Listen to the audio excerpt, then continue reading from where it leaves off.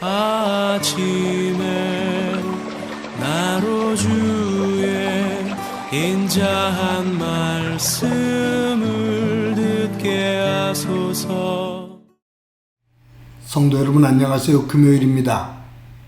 오늘도 하나님의 사랑이 여러분들의 삶의 자리에 가득하기를 간절히 소망합니다. 말씀은 곧 봅니다. 사도행전 26장 24절부터 32절까지의 말씀을 봉독해 드립니다. 바울이 이같이 변명하매 베스도가 크게 소리내어 이르되 바울아 내가 미쳤도다. 내 많은 학문이 너를 미치게 한다 하니 바울이 이르되 베스도 가까이여 내가 미친 것이 아니요 참되고 온전한 말을 하나이다. 왕께서는 이 일을 아시기로 내가 왕께 담대히 말하노니 이 일에 하나라도 아시지 못함이 없는 줄을 믿나이다. 이 일은 한쪽 구석에서 행한 것이 아니니이다. 아그리빠 왕이여 선지자를 믿으시나이까? 믿으시는 줄 아나이다. 아그리빠가 바울에게 이르되 내가 적은 말로 나를 권하여 그리스도인이 되게 하려 하는도다. 바울이 이르되 말이 적으나 많으나 당신뿐만 아니라 오늘 내 말을 듣는 모든 사람도 다 이렇게 결박된 것 외에는 나와 같이 되기를 하나님께 원하나이다 아니라. 왕과 총독과 번이게와 그 함께 앉은 사람들이 다 일어나서 물러가 서로 말하되 이 사람은 사형이나 결박을 당할 만한 행위가 없다 하더라. 이에 아그리빠가 베스도에게 이르되 이 사람이 만일 가이사에게 상소하지 아니하였더라면 석방될 수 있을 뻔하였다 하니라. 아멘. 여러분, 옛날에는 소위 미쳤다고 하는 사람, 실성한 사람, 이런 이들이 길거리를 걸으면서 희죽희죽 웃거나 또 혼자 중얼거리면서 걷곤 하는 모습을 본 적이 있을 겁니다. 근데 저는 얼마 전에, 얼마가 아니죠, 꽤 오래됐죠. 길거리에서 이런 모습들을 참 많이 보면서 의아해했어요. 특히 젊은이들. 길을 가면서 혼자 웃기도 하고 또 화를 내기도 하고 또 중얼중얼 말하기도 하고 하는 그런 모습을 보면서 갑자기 왜 이런 사람들이 이렇게 많아졌지? 이게 웬 이런 현상이 일어나지? 라고 의아해했습니다. 그래서 제가 길거리에 서서 그렇게 혼자 중얼중얼 하면서 가는 사람, 그런 사람들을, 그런 젊은이들을 지켜보곤 했습니다. 근데 나중에서야 그런 현상이 왜 일어났는지를 알게 됐어요. 무선 이어폰입니다.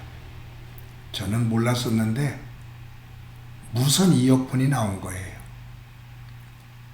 핸드폰에다가 유선으로 이어폰을 만들어서 끼고 다니는 것은 봤는데 무선이 나온 다음에는 이것이 이어폰을 꼈는지 안 꼈는지 확인이 안 되잖아요. 잘 몰라요, 멀리서는. 근데 무선 이어폰을 끼고 전화를 하는 거예요. 그러다가 화를 내기도 하고 웃기도 하고. 그런데 그 자체를 몰랐던 저는 멀리서 보면서 지나가면서 혼자 그런 모습을 보이는 청년들을 보고 그런 사람들을 보고 의아해했던 거죠. 왜 저러지? 왜 저렇게 실성한 사람처럼 저러지? 라고 봤던 적이 있습니다. 그 사람은 듣는데, 다른 사람의 목소리를 듣는데 저는 못 듣죠. 거기서 나타나는 반응의 차이입니다. 여러분, 어떤 면에서 보면 하나님을 믿는다는 것, 그것은 우리의 생활 속에서 하나님의 음성을 듣고 하나님께서 깨닫게 하시는 것을 깨닫는 거예요. 그런데 하나님을 믿지 않는 사람들은 생활 속에서 하나님의 음성을 듣지를 못해요. 일어나는 사건들 속에서 하나님께서 깨닫게 해주시는 것을 깨닫지를 못해요. 그러니 하나님을 믿지 않는 세상 사람들이 하나님을 믿는 사람들이 자기들과 다르게 말하고 다르게 행동하고 생활하는 모습을 보면서 저 사람들 미친 거 아니야? 라고 생각하고 그렇게 표현하는 것이 어찌 보면 당연한 겁니다. 이런 예를 하나 들어볼까요? 예수님은 넓은 길로 가지 말고 좁은 길로 가라고 하셨어요. 모든 사람들이 다 넓은 길, 편한 길, 성공이 보이는 길, 그 길로 걸어갑니다. 고생스러운 좁은 길로 가는 사람들이 별로 없어요. 그런데 예수님은 넓은 길로 가지 말고 좁은 길로 가라. 넓은 길, 세상적으로 성공적으로 보여지는 즐거움이 있는 것처럼 보여지는 그 넓은 길은 멸망의 길이다. 고생스럽고 좁아 보이지만 그 길을 가면 거기에는 생명이 있다.